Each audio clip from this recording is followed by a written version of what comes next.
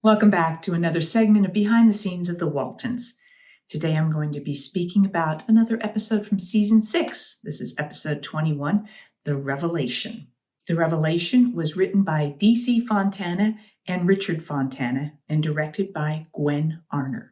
This was Richard's last episode in the regular series of the Waltons. He had returned for a couple of episodes in season 6. And then, of course, he returned when we did the final 3 reunion movies. So always great to have Richard back. We initially established him in New York. Now, literally, you see this, what we call an establishing shot. So this would have been some sort of stock footage. They did not go to New York and shoot this. But it orients us as an audience to where we are. So then when we go into the office where John Boy works, we aren't particularly questioning where that was. We're like, we're in New York. So they go from the establishing shot to then you see John Boy walking down what would be a New York street. This was shot at Warner Brothers on New York Street or something like that. They literally had like a New York street and whatever, various different streets that they would shoot. So John Boy goes and he meets Daisy at the stage door of a theater where she is doing a show. She's working as a professional dancer and singer because she mentions that she's going to be having an opportunity to understudy the new lead who's coming in. So she's very excited about that. They head to a club, a nightclub, restaurant, whatever. A lot of those types of places in New York for after theater and stuff like that. It's a busy time. People get out of the theater, and both the patrons and the cast members will go and have sort of an after show, something to eat, whatever. So during dinner, John Boy basically asks Daisy to marry him. He says, "Let's get married." She's a little unsure whether it's the right time or not, and says there's things he doesn't know about her. And he said, well, there's things you don't know about me, but, we'll get through anything together. So the conversation is ongoing. Next thing you know, John Boy is trying to call home, but he gets a hold of Erin at the switchboard, and she says, oh, well, the line's busy because Mary Ellen's talking to Kurt at Camp Lee. So he says, all right, pass along the message that we are going to be on the bus tomorrow. And she's like, we? And he goes, yes, I'm my fiancée. So we have the news now that John Boy and Daisy are engaged. And I get to be the one who announces it all to the family, which is I felt very proud of the fact that I got to share the big news. We also notice in this episode that George is back.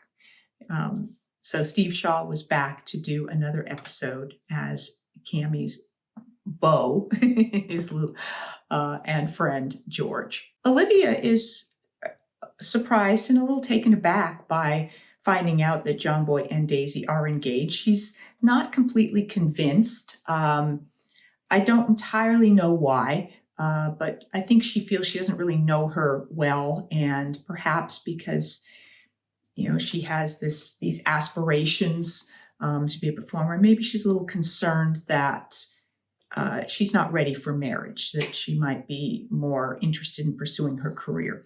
But John's like, don't worry about it. It'll be fine. And if it's a mistake, it's his mistake to make. And she'll soon have more grandchildren.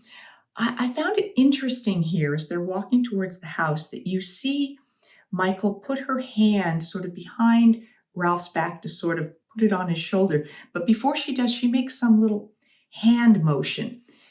And I found myself trying to determine what that hand motion meant, whether it was meant to sort of wave off the idea of something or her own kind of, I don't know how this is going to be. But what do you think this hand motion meant?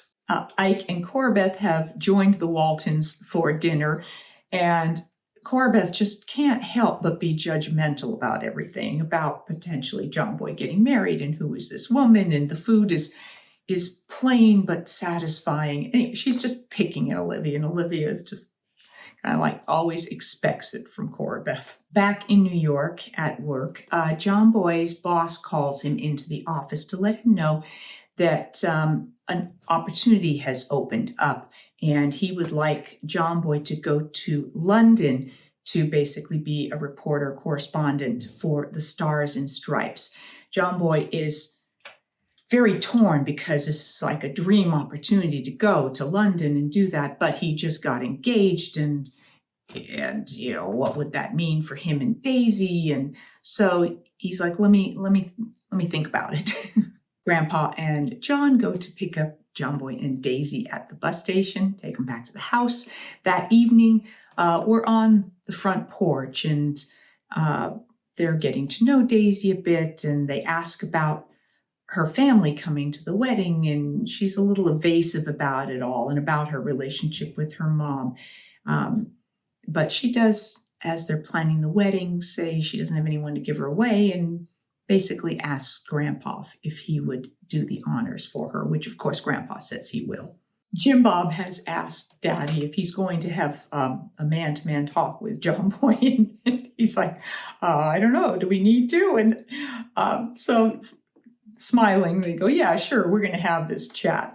So basically we see John and John Boy talking, but they sort of talk about marriage, and John, the advice he gives John Boy is just to keep it fresh, do unexpected things, but mostly to let her know how much she is loved, and that a woman will forgive a lot if she knows she's loved. I thought this scene was so cute where John Boy's having a conversation with John Curtis, because Mary Ellen and John Curtis are now in John Boy's room. And so he's just sort of talking to him about life. He introduces him to the pictures of the famous writers that are above John Curtis's crib. And I just thought they got fabulous footage of the baby. This was not Michael and Marshall Reed at this point. This was another, I'm sure, set of twins that we were using when John Curtis was this age. I'm not sure why they made the transition, whether they wanted in the next season John Curtis to be more of a toddler. I don't know. But at this point, just adorable footage of the baby responding, what looks like he's really understanding what John Boy's saying and having a response to it. The Baldwin sisters had been at the house when I announced that John Boy's coming with his fiancée, and they say they want to throw an engagement party for the couple. And so Grandpa goes over to the Baldwins, theoretically, to talk about the plans for the party, but basically he wants to get some recipe from them, because this is our little subplot in this story. Elizabeth and George have opened a lemonade stand, but the lemonade, they're not doing a lot in sales. So Grandpa has this idea. Well, we know exactly what that idea is, don't we?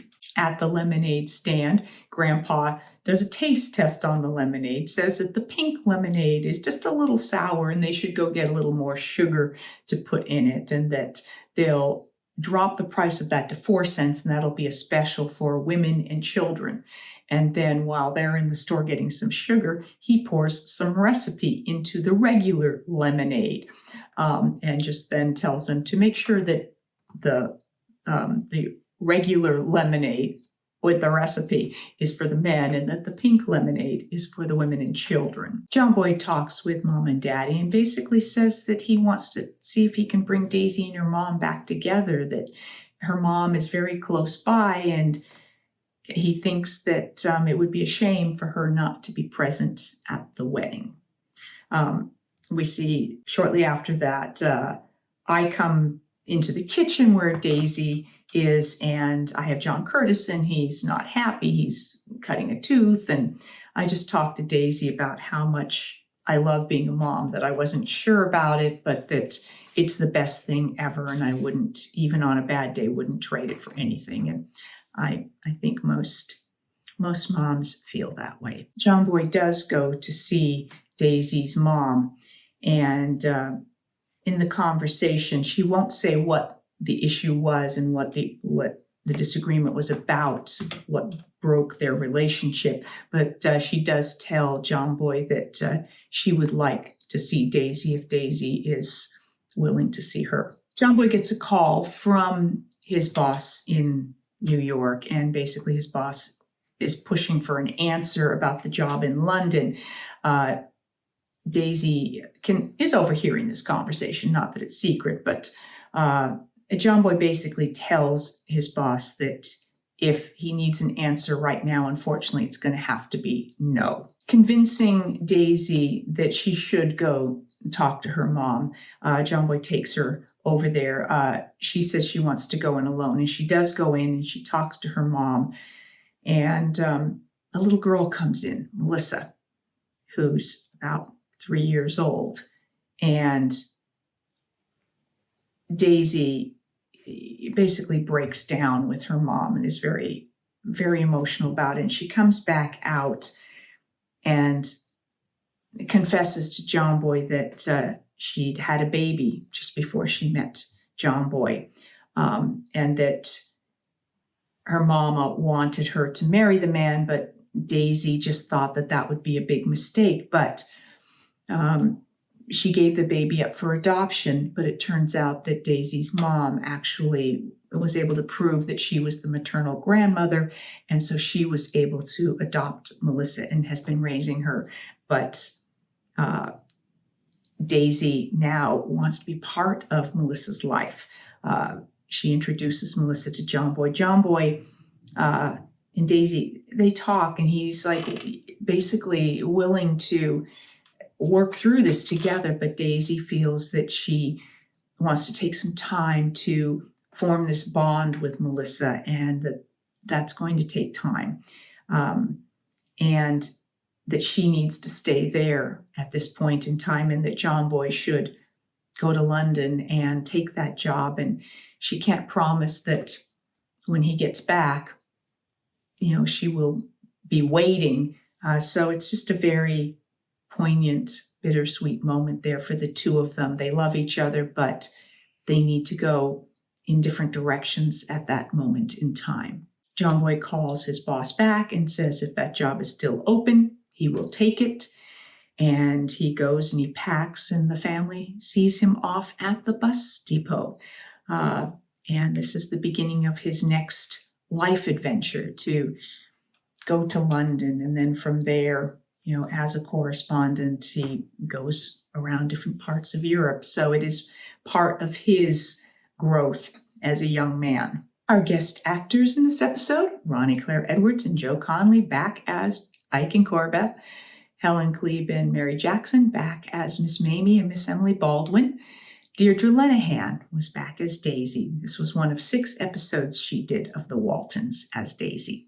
Rachel Bard was her mother, Mrs. Garner. And Walter Brooke was Mr. Johnson, John Boy's boss. Tommy Leonetti was the piano player. And then I mentioned Steve Shaw, who was back as George. Thank you for joining me for this segment of Behind the Scenes of the Waltons. If you enjoy these segments, please do hit like and subscribe so that you'll know when I post something new. I will be back with more Behind the Scenes of the Waltons about episodes, questions of yours, and an Ask Judy, and more special guests. Thanks for watching.